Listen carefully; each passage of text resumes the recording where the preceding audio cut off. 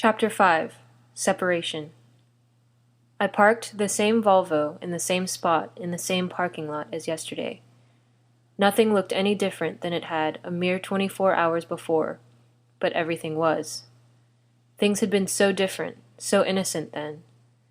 If only I'd acceded to Bella's wishes, let her have the quiet birthday she'd wanted. Maybe.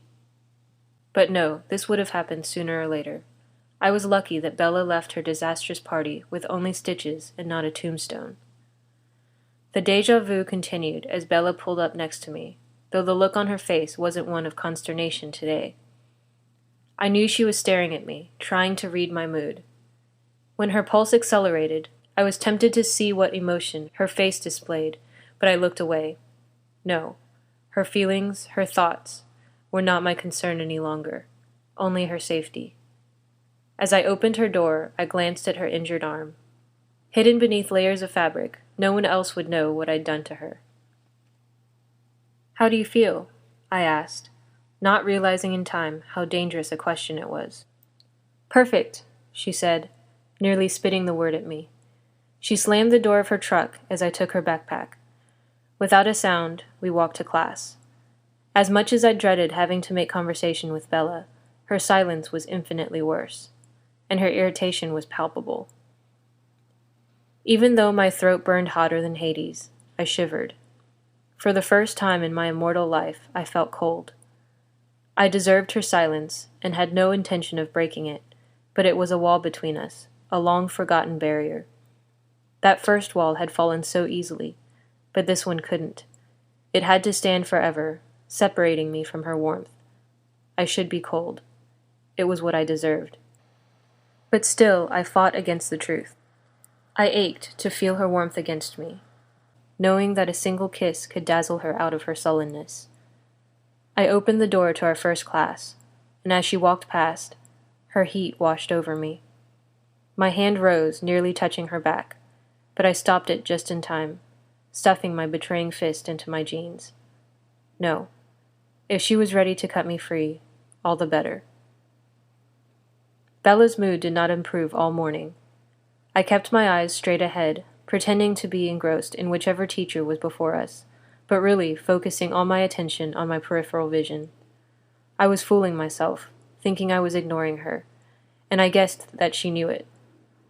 Bella shifted every few minutes, checking the clock or adjusting her sleeves. When I asked about her arm, she shook me off, as averse to speaking as I was. She seemed distracted, as uninterested in the lectures as I was. Stop trying to read her.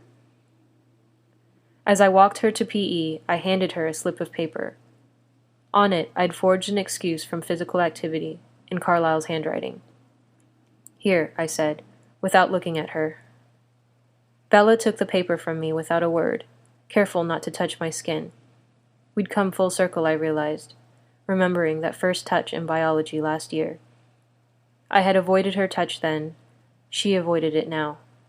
She was so perceptive. Was she aware that I was slowly saying goodbye? Our longest conversation came at lunch, when Bella inquired about Alice's whereabouts. When she heard that Alice was gone, Bella's face contorted into an expression of shame and hurt. My resolve was tested again. I so wanted to put my arm around her and comfort her, tell her that everything would be fine. But of course it wouldn't. I could ill afford to hold her. Once I put my arm around her, I wouldn't want to let her go. She had to have her life, safely away from me. It was the only right thing. The last class of the day was hardest, one of the few I didn't share with Bella. I spent the hour trying to make myself compose the words that I would say, the final goodbye. When I imagined myself walking away that final time, there was a new thought woven into the agony. What would I do with myself once I left? Where would I go? Far away. My mind drifted back toward Bella's class, hoping for a second-hand look at her, and I chastised myself again. No matter how far I traveled, she would always be the center of my world, constantly calling me back. What could possibly draw my thoughts away from her? Finally the bell rang, ending the torture. I met Bella outside her class, and we walked quietly to her truck. Her mood had shifted. maybe to frustration. Without asking, I would never know. I half expected her to scold me, remembering a vague promise I'd made her so long ago. Warn me beforehand the next time you decide to ignore me for my own good. I'd found the request humorous at the time, actually happy that she'd found my lack of attention distasteful. It was just one of the many promises that I'd broken, that I would break. But I'd never promised to stay indefinitely. I'll be right here as long as you need me, I'd said. Clearly, she didn't need me to injure her any longer. She didn't need me to kill her. As we reached the truck, she was the one to break our silence. "You'll come over later tonight?" she asked. Her tone was sure. I should know why she wasn't expecting me to follow her home, but I couldn't fathom the reason for the change in her routine. What was she doing this afternoon alone? I scrambled to remember what was special about today, even though it shouldn't matter. Later? "I have to work. I had to trade with Mrs. Newton to get yesterday off." She seemed proud to have caught me unaware. "Oh," was all I could think of to say. I'd planned on spending the afternoon working at her kitchen table on homework that was a waste of graphite and paper. Then I would leave her before dinner for the night, taking the next step in my extended goodbye. Tonight she would sleep alone. Bella having to work presented only a minor deviation in my plan. Adaptation was yet another strength of my species, so I should be able to handle such a trivial change in stride and say goodbye for the day now, rather than later. But breathing became impossible at the thought. "So you'll come over when I'm home, though, right?" "No, I'll see you tomorrow." That's what I should say. What difference was a few hours? But there were so few minutes left. How could I give up even an hour? I wondered if she could hear the weakness in my reply. "If you want me to." "I always want you to," she said, with such conviction that I had to work to keep my face expressionless. "I'll always want to." "All right then," I replied flatly, and helped her into the truck. As with every goodbye, the urge to kiss her overwhelmed me, but as I had this morning, I avoided her mouth. Her forehead was warm, and wisps of her hair formed a fine curtain between her skin and my lips. My eyes closed automatically, shutting out the world around me as I savored this small taste of intimacy. Surprisingly, my thirst was nowhere to be found, and my lips were the only thing that were warmed by the kiss. I retreated to my car, straining to keep my eyes forward, refusing to watch her drive away. The sound of her truck couldn't be ignored, though, and I heard the brakes squeak as she prepared to turn out of the parking lot. The thoughts buzzing around me were drowned out by her vehicle's fading thunder as she made her way into town. My hands rested on the roof of my car as I listened to the sound fade into nothingness. "Edward looks even worse than at lunch. I wonder what happened. He looks like he lost someone dear." Angela Weber's kind concern was closer to the truth than she could possibly know. She smiled warmly as she passed, and I nodded at her before diving into my car. But it wasn't Bella who was dying. It was me. The parking lot was nearly empty, but I didn't start the car. Where would I go? I couldn't handle sitting outside Newton's and listening to the thoughts of my most likely successor, but my ears ached to hear Bella's voice again. I turned on the stereo, trying to find some distraction. The music I'd grabbed on my way out this morning filled the car. Mozart's Requiem.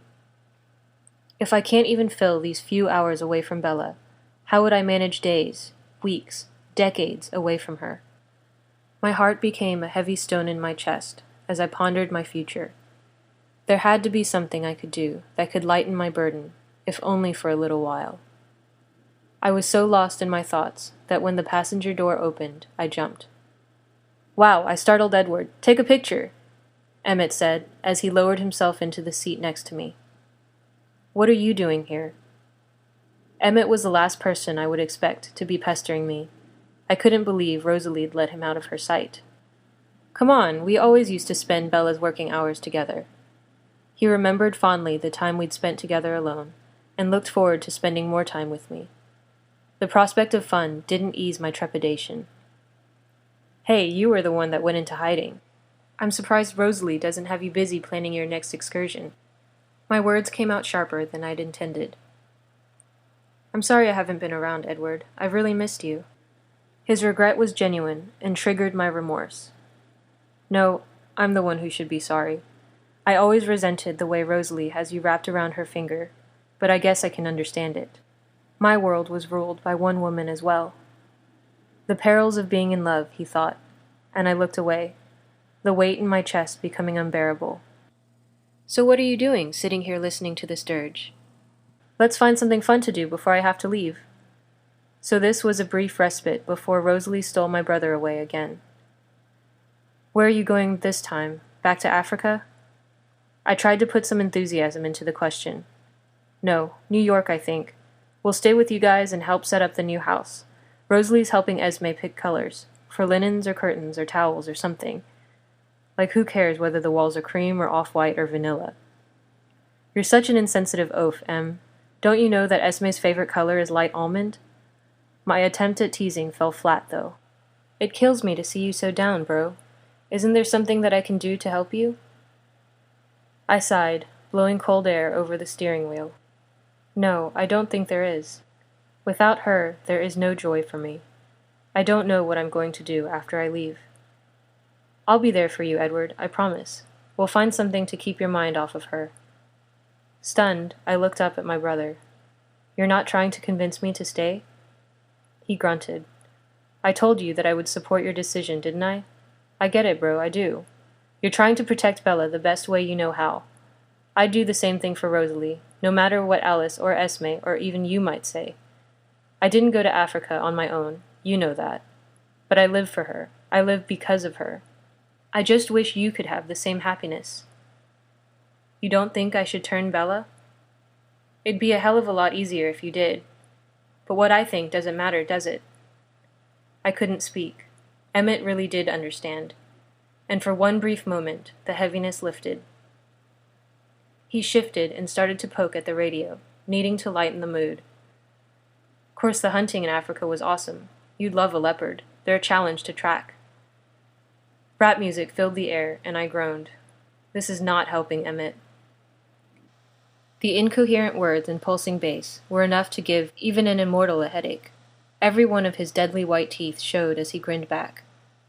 Bet you're not thinking of her now, he nearly sang, and reached for the volume. I slapped his hand away and shut off the music. Don't. And what are you going to do to stop me? He crossed his arms with a smirk. His attempt to distract me nearly succeeded, and I had to admit that not everything about being a vampire was a curse. I would have never had a brother, let alone one as true as Emmett, had Carlyle not made me immortal. I appreciate what you're trying to do, Em, and thanks, but I don't think I'll be good company. He shouldn't be burdened with me. Not even for a little while? We're flying out in a few hours. No, you go have fun. I'll be okay, I lied.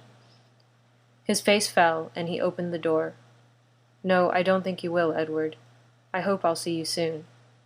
It was clear in his mind that he didn't really expect to see me, possibly ever again. For all his humor, Emmett's view of the world was very clear at times. Bye, Em, I said quietly. He was right. I wouldn't enjoy his company soon, if ever. I started the car, not knowing where I was going, reviewing Emmett's words. Maybe Africa would be a good place to start. It was about as far from Forks as possible, though I doubted that tracking a leopard would be that difficult for me. Tracking. The word brought back more unpleasant memories. The last tracker I'd encountered had tried to take Bella away from me, and I still regretted that I hadn't been the one to rip his head off. His other companions had fled. Laurent before the fight started, Victoria after it ended. She'd stayed loyal to James until the end. She was as vicious as he was. Victoria was still out there, somewhere, hunting humans. It was doubtful she would ever return to this part of the country for years. Nomads ran from exposure, making only trivial attempts to mask their kills. Knowing that this area was claimed by our family would be enough to keep a single vampire like Victoria from venturing here again. But she would find other victims, and I knew from her memories that she was brutal with them. When I realized that I'd parked at the curb in front of Bella's house, I knew I'd found my distraction. Hunting Victoria could be the one thing that could keep my mind off of Bella. Maybe. Looking at the tiny house and the old lace curtains hanging in one window in particular, all other thoughts vanished. I could remember every time I'd scaled the wall and opened the window, entering the only heaven I'd know. I turned the CD on again, trying to find some relief from my own memories. Thankfully, Charlie arrived home early and invited me in. "Bella will be home soon," he said, looking at his watch. "You hungry?" I just shrugged and followed him into the house. We exchanged pleasantries about my classes and the quiet day he'd had at the police station. All the while, I was bombarded by the images and temptations of the past. The house carried Bella's scent in its walls, the floor, in its very essence, and the aroma inflamed my throat, as always. We sat in the kitchen, the place where I watched her live. I remembered the pleasure that filled her face when she would sample her cooking, the blush when our hands would touch as we did the dishes, and the unadulterated joy I felt every time she greeted me at the back door, her chestnut eyes endlessly deep with adoration. It was wrong of me to be here, waiting for her, but this was another piece of my love that I would part with tonight. She wouldn't see me here again. Her life would be her own, untainted by the evil world I bore like a second skin. Charlie was unaware of my turmoil and pulled out some leftover pizza while we waited for Bella. I actually had to choke down a couple bites when he eyed me curiously.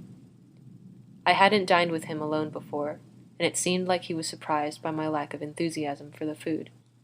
I couldn't be sure, though, and the obscurity of his thoughts were another reminder of the mystery of Bella's mind. Everything led back to her in this place. Thankfully, dinner didn't last long, and we moved into the family room. As we passed the stairs leading up to Bella's room, I couldn't stop the memories from goading me. In my mind, she bounded down the stairs, looking utterly amazing in my favorite dark blue blouse, literally falling like a feather into my arms. I pushed the image away before it could continue. I sat in the chair, Charlie's normal spot, but he didn't complain. Bella would be home soon, and if I was on the couch, she would sit next to me, testing my resolve again. Charlie switched on SportsCenter and slipped into quiet concentration on the scores as they were displayed on the screen. He was commenting on the Mariners' bullpen when I first heard the truck. She was home. She ran across the yard, her footfalls a soft padding on the walk. The door hit the side of the house as she entered. "Dad? Edward?" she called, her voice frantic. I bit the inside of my lip, hearing her tone. But it was Charlie that was responsible for caring for her. I could no longer fill that role. "In here," Charlie replied, not responding to her urgency. She appeared, surveying the room with worry in her eyes. She calmed when she saw me, but I didn't meet her gaze. "Hi," she said timidly. I didn't move, afraid to respond and lose the battle that my body was waging to jump up and hug her. A hint of confusion wove through Charlie's mind, but he didn't even glance at me. "Hey, Bella, we just had cold pizza. I think it's still on the table."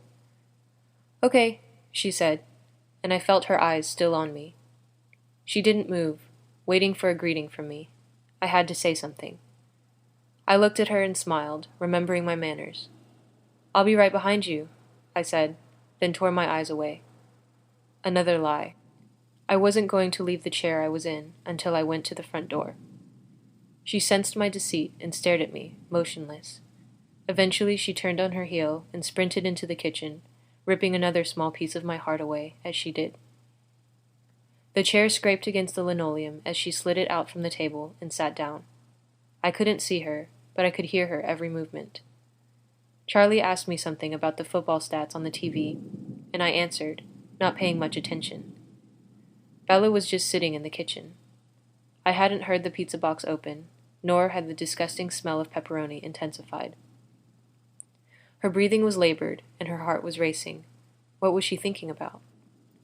I crossed and uncrossed my legs, fighting the urge to go to her, and thankfully she calmed. Whatever had bothered her must have resolved itself. She was strong. She would heal. I heard shuffling in the kitchen, and hoped she was finally getting something to eat. As I settled into the chair again, wishing for the same ability to recover, her pulse jumped again. I tensed, but she rushed up the stairs to her room. I caught a glimpse of her face as she flew by, and determination was all I saw. The next sounds I heard should have surprised me, but the clicking of the camera was just the sort of unpredictable reaction I'd come to expect from Bella. At least something good was coming from her birthday presents. I was beginning to worry that I would have to go upstairs to say goodnight to her, when she came down the stairs, much slower than she'd gone up. It was the camera that reappeared first, as Bella snapped another photo. I didn't react, but she had my full attention. She insisted that I take one of her and her father, and I began to grow suspicious. Bella wasn't one for sentimentality. Why this sudden interest in preserving the moment? Charlie volunteered to take one of the two of us, and I lightly touched her shoulder, posing for the picture. She wrapped her arm tightly around me, and I wondered if she'd learned of my plan to go. Had Alice gone to her at work? I forced my lips into an empty smile when the camera flashed. Thankfully, Charlie put a stop to the photography after that, and I sat back down in the chair. Just a few more minutes, then I would go. I kept my eyes on the TV, and away from the stairs, only a few feet away. She sat next to me, on the floor, her breaths coming in fits and starts. There was no scent of tears, so she couldn't be crying. What was distressing her? It was me, of course. Be it fear, anger, or just frustration. My presence had to be what caused her discomfort. I rose to go. The sight of her on the floor, wrapped in a ball, crushed me. She was so small, so vulnerable, and she was trembling. Why was I putting her through this? I'd better get home, I said, hoping she'd be relieved. See ya, Charlie said absently. Bella slowly unfolded herself, leaning on the couch to keep her balance. The urge to help her up was hard to beat back, but as she reached her feet, I exited out the front door. I made a beeline to my car, while she scrambled to keep up. Will you stay? She asked, but her depressed tone told me which answer she expected. As much as I'd hoped that she'd wanted me to go, it was apparent that the opposite was true. I wouldn't be a coward this time, though. Not tonight. Not ever again. The rain began to fall with my words, providing the tears I couldn't cry. Bella didn't make a move to touch me, but stood back, her arms crossed over her chest. She held all her emotions in, just as I did, watching as I got in and drove away. I tried not to look at my mirrors, but I couldn't resist. Bella stood motionless in the rain until I was out of sight, silently imploring me to return to her side. Very few of my nights had been spent away from her. I'd only left to go hunting.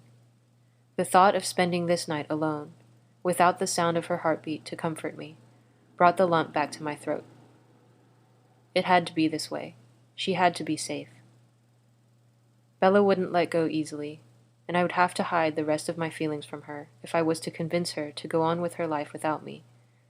That was tomorrow's task, though. Tonight's was facing my father.